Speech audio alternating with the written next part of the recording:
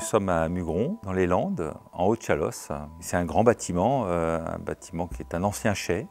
Alors maintenant il s'appelle Rouge-Garance, mais avant il s'appelait le chai d'Antin, parce qu'il appartenait au baron d'Antin, qui était la grande figure de Mugron au siècle dernier. La mairie, c'était le château du baron.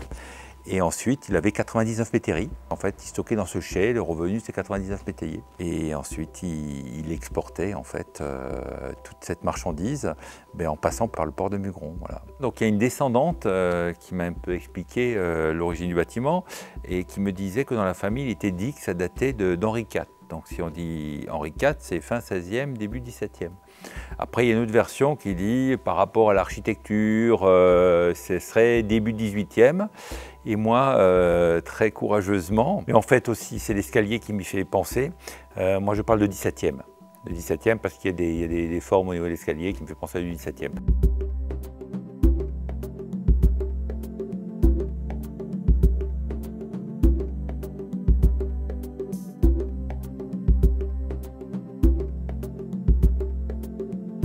C'est un bâtiment qui a servi jusqu'en 1950, que le baron d'Antin s'en est défait à ce moment-là, parce que tout simplement, c'était un épicurien. Il faisait des fêtes fabuleuses et quand il faisait une fête, paraît-il, il vendait une métairie.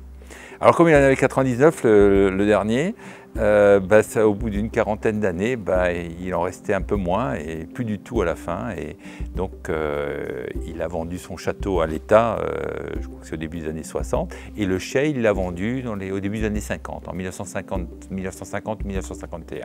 Une personne l'a repris pour stocker des produits à destination agricole. Il y avait des engrais, voilà. Donc, et cette personne-là a entretenu le bâtiment et a refait le plancher. Le plancher de l'étage ici a été refait en 1951, on a retrouvé encore sur certaines planches. Et à partir de 1980, il a arrêté son activité et le bâtiment a été mis à la vente. 24 ans ont passé, puisque nous on l'a vu en 2004. Là, c'était vraiment le coup de cœur. Bon, structure, c'est pas la peine d'y passer 107 ans, le bâtiment il en a 350. Bon, on voit qu'il y a certains endroits de faiblesse. Mais bon, il a tenu jusque-là. On voit que le point faible, c'est la couverture, parce qu'elle n'a pas été entretenue depuis 24 ans. Donc on arrive à peu près à serrer les travaux à réaliser.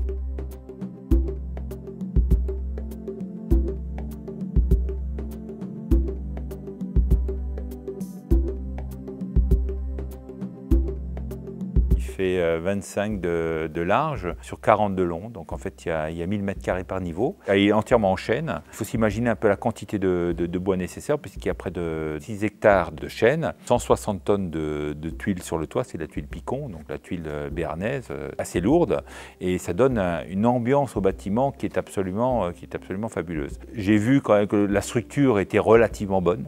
Enfin, tout le monde peut l'apercevoir, il paraît en très très bon état, même s'il a souffert à certains endroits, parce qu'il a quand même plus de 300 ans. Il est très grand sans que ça le paraisse, tout simplement parce que si on regarde bien sur le rectangle du bâtiment, on est pile dans les proportions du nombre d'or. Donc il y a déjà une élégance au niveau du rectangle, et ensuite on a une hauteur sous plafond qui est à l'étage, ici c'est 5 mètres, hein. Donc en bas c'est 3 mètres, ici c'est 5 mètres, au-dessus c'est 8 mètres, mais ici 5 mètres, avec une caractéristique technique que je trouvais assez géniale, c'est la portée.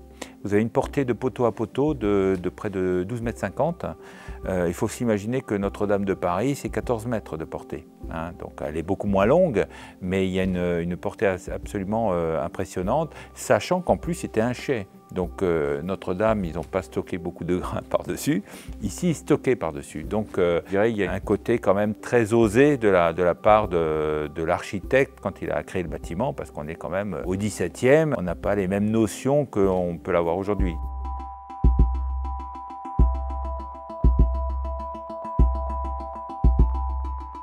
La première chose que j'ai faite, j'avais un fauteuil, un vieux fauteuil en osier, que j'ai pris et je l'ai mis au fond. Tout l'étage était vide et j'ai mis au fond pour appréhender le volume.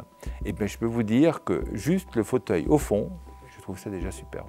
C'est-à-dire que le bâtiment, à la limite on ne mettrait rien à l'intérieur, il est superbe, il est sublime. Et donc après nous, notre seul, je dirais dans une bonne rénovation de bâtiment, le meilleur compliment qu'on puisse nous faire, c'est de nous dire vous n'avez rien fait. Donc on a séparé l'étage et on en a fait en fait une galerie tout simplement. Je ne suis pas galeriste à l'origine. Bon, on aime l'art, on aime les belles choses, mais tout simplement parce que c'est beaucoup d'artistes qui ont visité la salle ou qui nous ont découvert sur Internet, qui ont été intéressés par le lieu et qui ont souhaité exposer. Beaucoup de personnes découvrent les tableaux parce qu'ils viennent, parce qu'on leur a dit il y a une très grande charpente, va voir.